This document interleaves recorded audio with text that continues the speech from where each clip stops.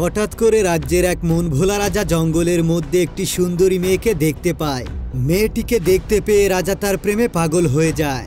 এরপর সে জঙ্গলের জীবজন্তু এবং পশু পাখিকে সাক্ষী রেখে এই সুন্দরী মেয়েটিকে বিয়ে করে নেয়। এক পর্যায়ে সে মেয়েটির সাথে ঘনিষ্ঠ হয় আর মেয়েটিকে একটি আশ্রমে রেখে রাজ্যে ফিরে আসে। এর কিছুদিনের মধ্যেই ওই মেয়েটি গর্ভবতী হয়ে যায়। মেয়েটি এই গর্ভের সন্তান আর তার স্ত্রীর মর্যাদা ফিরে পেতে রাজার দ্বারস্থ হয়, কিন্তু রাজা এবং গ্রামবাসীরা মেয়েটির কথা বিশ্বাস করে না। তারা তাকে অপমান করে সেই রাজ্য থেকে বিতাড়িত করে দেয়। এখন কথা হচ্ছে, এই অবলা মেয়েটি কি তার সন্তানের মর্যাদা ফিরে পাবে, নাকি চিরতরে তাকে একাকিত্ব জীবন কাটিয়ে দিতে হবে? সেটাই দেখতে চলেছি আজকের পুরো গল্পে। তো বন্ধুরা, ভিডিওতে একটি লাইক এবং কমেন্ট করে জানিয়ে দাও তোমরা কে কোথা থেকে এই ভিডিওটি দেখছো। আমি পরবর্তী ভিডিওতে তোমাদের কমেন্ট পড়ে শোনাবার চেষ্টা করব ইনশাল্লাহ। তো আর বেশি কথা না বাড়িয়ে চলো সরাসরি গল্পে ঢুকে পড়া যাক।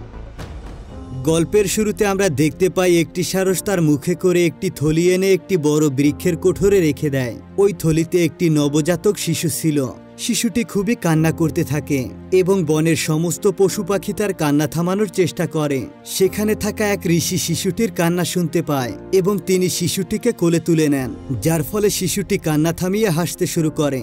আর ঋষির শিষ্যরা তাকে জিজ্ঞাসা করে এই শিশুটিকে আর কেই বা তাকে এখানে ছেড়ে গিয়েছে। তখন ঋষি বলে, পৃথিবীতে মা বাবার বহিষ্কৃত প্রথম সন্তান হলো এই শিশুটি। তিনি আরো বলেন, ঋষি বিশ্বামিত্রের তপস্যা ভঙ্গ করার জন্য স্বয়ং ইন্দ্রদেব মেনকাকে পৃথিবীতে পাঠায়, তাই তার তপস্যা ভঙ্গ হয়ে যায়। কিন্তু মেনকা এবং বিশ্বামিত্রের ভালোবাসার ফলস্বরূপ এই শিশুর জন্ম হয়। অপরদিকে মনুষ্যদের স্বর্গলোকে প্রবেশ নিষেধ, তাই মেনকা ওই শিশুটিকে ছেড়ে চলে যায়। এরপর ওই ঋষি শিশুটিকে নিজের আশ্রমে রাখার সিদ্ধান্ত নেয় এবং সে শিশুটির নাম দেয় শকুন্তলা।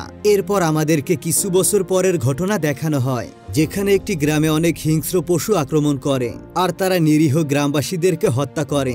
এই খবর শুনে ওই রাজ্যের বীর রাজা দুষ্মন্ত তার সৈন্যদল নিয়ে গ্রামে পৌঁছায় এবং হিংস্র জীবজন্তুদেরকে মারতে থাকে। এর ফলে জীবজন্তুগুলো গ্রাম ছেড়ে পালাতে থাকে।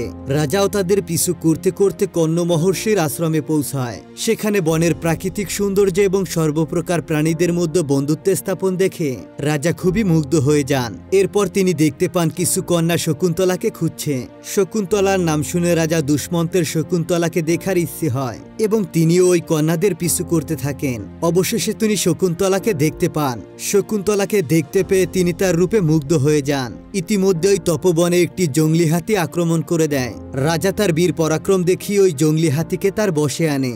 এখানে শকুন্তলা জানতে পারে ওই বীর পুরুষ হলেন রাজা দুষ্মন্ত। এরপর খবর আসে কালনিমি ওই আশ্রমে আক্রমণ করতে চলেছে। সেখানে আশ্রমের সবাই ওই আক্রমণ নিয়ে চিন্তিত, কিন্তু এদিকে শকুন্তলা রাজা দুষ্মন্তের চিন্তায় মগ্ন। অসুররা যাতে এই যজ্ঞে কোনো প্রকার বিঘ্ন ঘটাতে না পারে, তাই ঋষিগণ রাজা দুষ্মন্তের কাছে সাহায্য চায়। কালনিমি রাক্ষস আক্রমণ করলে রাজা তার সৈন্য সামন্ত নিয়ে অনায়াসে তাদেরকে পরাস্ত করে। রাতেও আমরা দেখতে পাই শকুন্তলা রাজার চিন্তায় মগ্ন। তার সখীরা বলে, তুমি রাজাকে একটি পত্র লিখে তোমার মনের কথা জানাতে পারো। তাই কথা মতো শকুন্তলাও একটি পত্র লিখতে শুরু করে, কিন্তু এক দমকা হাওয়ায় ওই পত্র উড়ে গিয়ে রাজার হাতে পড়ে। রাজা ওই পত্র পড়ার পর তিনি বুঝতে পারেন যে শকুন্তলাও তাকে পছন্দ করে। অপরদিকে রাজা দুষ্মন্ত তাকে মন দিয়ে ফেলেছে, তাই তারা ওই জঙ্গলের সমস্ত জীবজন্তুকে সাক্ষী রেখে শাস্ত্রীয় নিয়মে বৈদিক মন্ত্র উচ্চারণ করে গন্ধর্ব বিয়ে করে নেন। এরপর তারা সেই বনের মধ্যে তাদের ভালোবাসার বাসররাত উদযাপন করে এবং শারীরিকভাবে তারা অনেক কাছাকাছি চলে আসে। পরে শকুন্তলা তার পিতা অর্থাৎ ঋষি কর্ণকেও তার এই সমস্ত সত্য কথা খুলে বলে, আর ঋষি কর্ণও তাদের এই বিবাহ হাসি মুখে মেনে নেয়। এরপর রাজা দুষ্মন্ত শকুন্তলাকে কথা দেয় সমস্ত সামাজিক নিয়ম মেনে সম্মানের সাথে তিনি শকুন্তলাকে রাজমহলে নিয়ে যাবে। কিন্তু আমরা দেখতে পাই শকুন্তলা অনেক ভয় পাচ্ছে, কারণ সে জন্মের পর থেকে তার মা বাবার ভালোবাসা পায়নি। আর যদি কোনো কারণে রাজার ভালোবাসাও তার কাছ থেকে হারিয়ে যায়, তাহলে সে এই পৃথিবীতে কি নিয়ে বাঁচবে, এটা নিয়ে সে অনেক চিন্তিত হয়ে পড়ে। তবে রাজা তাকে আশ্বাস দেয় যে এমনটা কখনোই হবে না, কারণ শকুন্তলা নিজেই প্রেমের প্রতীক এবং রাজা তাদের প্রেমের চিহ্নস্বরূপ শকুন্তলাকে একটি স্বর্ণ আংটি উপহার দেন। ঋষি শকুন্তলাকে বলে যে জীবনে নিজের সিদ্ধান্ত নিজে নেয়, সেই জীবনে প্রকৃত জীবনসঙ্গী খুঁজে পায়। তাদের এই বিয়ে সমস্ত দেবতার ইচ্ছেতেই হয়েছে এবং তিনি শকুন্তলাকে অনেক আশাবাদী করে তোলে। কয়েক মাস পর আমরা দেখতে পাই দুষ্মন্ত এবং শকুন্তলার ভালোবাসার ফলস্বরূপ শকুন্তলা এখন অন্তঃসত্ত্বা হয়েছে। এর কিছুদিন পর আশ্রমে মহর্ষি দুর্বাসা আসেন।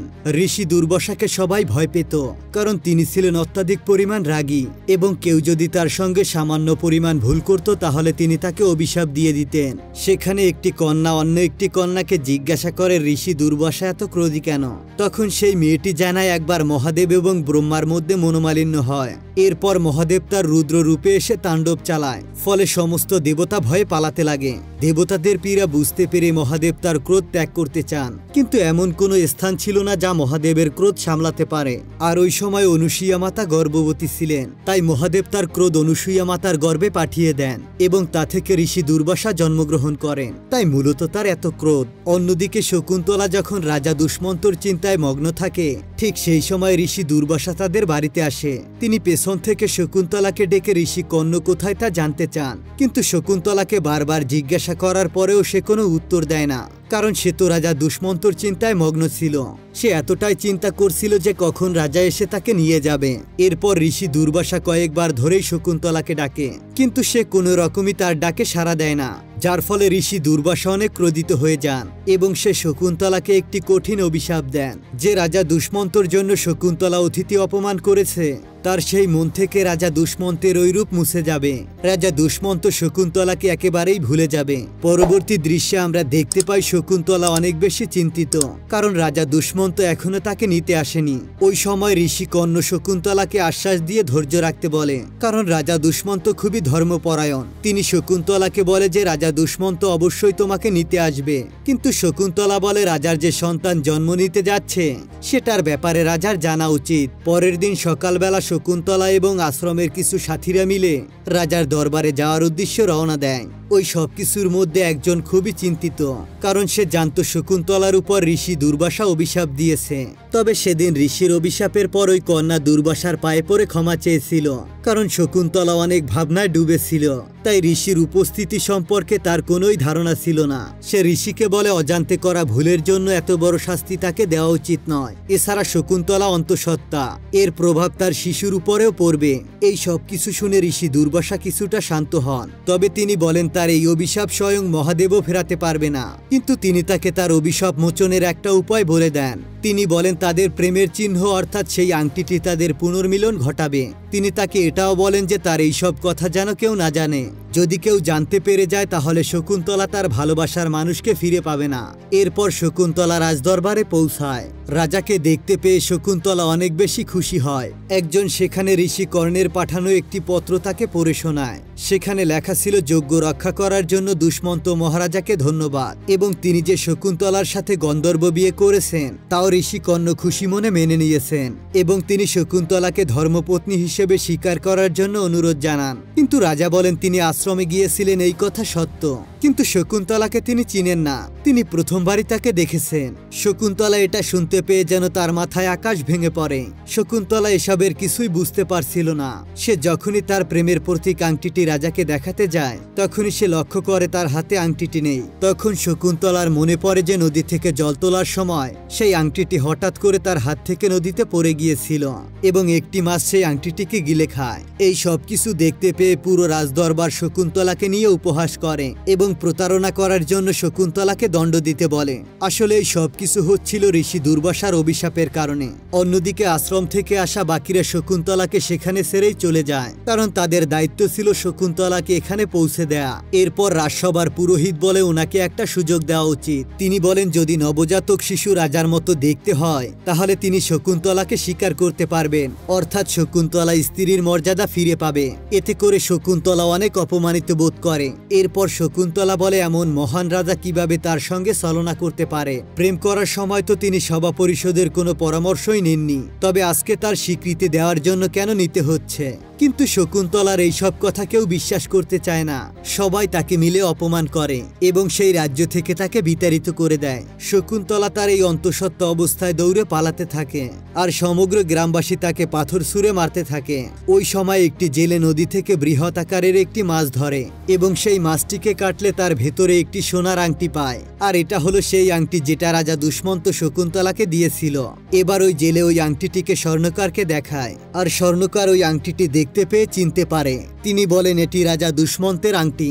তাই তারা ওই আংটিটিকে নিয়ে মহারাজা দুষ্মন্তের কাছে যায়। আর ওই আংটিটি দেখা মাত্রই মহারাজের সমস্ত পুরনো কথা মনে পড়ে যায়, অর্থাৎ শকুন্তলার সাথে তার প্রেম, তার বিবাহ সবকিছুই তার মনে পড়ে যায় এবং রাজা তার ভুল বুঝতে পারে। এরপর শকুন্তলাকে তিনি তার স্ত্রী হিসেবে ঘোষণা করে এবং শকুন্তলাকে খোঁজার জন্য তিনি তার সমস্ত সেনাকে পাঠিয়ে দেয়। কিন্তু চারদিকে তন্ন তন্ন করে খোঁজার পরেও কেউ শকুন্তলার খোঁজ দিতে পারে না। এরপর অসুর কালনিমি হঠাৎ করে রাজা দুষ্মন্তের উপরে তার সৈন্যদল নিয়ে আক্রমণ করে, কিন্তু ইন্দ্রদেবের সহায়তায় দুষ্মন্ত এই যুদ্ধে বিজয়ী হয়। এই যুদ্ধে অসুর কালনিমি রাজাকে জানায় আপনার স্ত্রী শকুন্তলা এখনো জীবিত আছে এবং সে রাজাকে তার সঠিক ঠিকানা দিয়ে দেয়। আসলে কালনিমির রাজার সাথে কোনো শত্রুতা ছিল না, কিন্তু রাজার পুত্র তাদের ভয়ের কারণ ওই পুত্রই পরবর্তীকালে তাদের বিনাশ ঘটাবে। কিন্তু শকুন্তলা এবং তার পুত্র দিব্য শক্তিপ্রাপ্ত এক মহর্ষির আশ্রমে থাকায় তাদের কোনো ক্ষতি অসুর করতে পারেনি। এরপর রাজা কালনিমিকে হত্যা করে এবং শকুন্তলাকে খোঁজার জন্য ওই বনে চলে যায়। সেখানে গিয়ে রাজা দেখতে পায় একটি সিংহ একটি শিশুর দিকে ধেয়ে আসছে এবং রাজা শিশুটিকে বাঁচানোর জন্য একটি তীর চালায়, কিন্তু সে সঠিক লক্ষ্যভেদ করতে পারে না।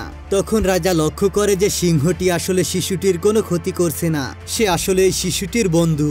এরপর রাজা শকুন্তলার মুখোমুখি হয়। রাজাকে দেখে শকুন্তলা খুশি হলেও তার অপমানের কথা মনে পড়ে যায়। রাজা শকুন্তলাকে অনেক বোঝানোর চেষ্টা করে, কিন্তু শকুন্তলা না বুঝে সেখান থেকে পালাতে থাকে, কারণ রাজার প্রত্যেকটি শব্দে তাকে মিথ্যে অপবাদ দেওয়া হয়েছিল, যা তার ভিতরটা এখনো কুরে কুরে খাচ্ছে।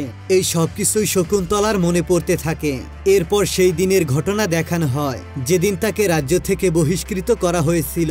শকুন্তলা ছুটতে ছুটতে রাজ্যের বাইরে একটি গুহায় এসে পৌঁছায়, আর একাই সে তার সন্তানের জন্ম দেয়। এরপর সে ঋষি কাশ্যপের আশ্রমে আশ্রয় নেয়। এরপর দৃশ্য আবারও বর্তমানে চলে আসে। শকুন্তলা ঘরের মধ্যে প্রবেশ করে দরজা বন্ধ করে দেয়। বাইরে থেকে রাজা দুষ্মন্ত তাকে বিভিন্নভাবে বোঝাতে থাকে। সে বলে সেদিন কোনো এক মায়াশক্তি রাজাকে এইসব কথা বলিয়েছে। রাজা আংটিটি পাওয়ার পরে তার সবকিছুই মনে পড়ে গিয়েছে, কিন্তু শকুন্তলা তার কোনো কথাই শুনতে চায় না। এরপর ঋষি এসে শকুন্তলাকে সবকিছুই জানায়। সে বলে শকুন্তলার প্রেম ভুলে যাওয়ার কারণ হলো তার অতিরিক্ত প্রেম। সবকিছু শোনার পর শকুন্তলা তার ভুল বুঝতে পারে, আর শকুন্তলা এবং দুষ্মন্ত একে অপরের কাছে ক্ষমা চায়। আর এভাবেই রাজা দুষ্মন্ত এবং শকুন্তলার ভালোবাসার সমাপ্তি ঘটে। আর আজকের এই অসাধারণ গল্পটি এখানেই শেষ হয়ে যায়। তো বন্ধুরা, ভালোবাসা ভালো, কিন্তু অতিরিক্ত ভালোবাসা অনেক সময় আমাদের জন্য কাল হয়ে দাঁড়ায়, আর এটা আমাদের সবাইকেই মনে রাখা উচিত। তোমাদের কাছে আজকের গল্পটি কেমন লেগেছে তা অবশ্যই কমেন্ট করে জানাও। দেখা হবে পরবর্তী ভিডিওতে। ততক্ষণ পর্যন্ত ভালো থাকবে। আর তোমরা যদি এই চ্যানেলটিকে এখনো সাবস্ক্রাইব করে না থাকো, দয়া করে এখনই সাবস্ক্রাইব করে দাও। তো আজকের মতো এখানে টাটা, বাই বাই।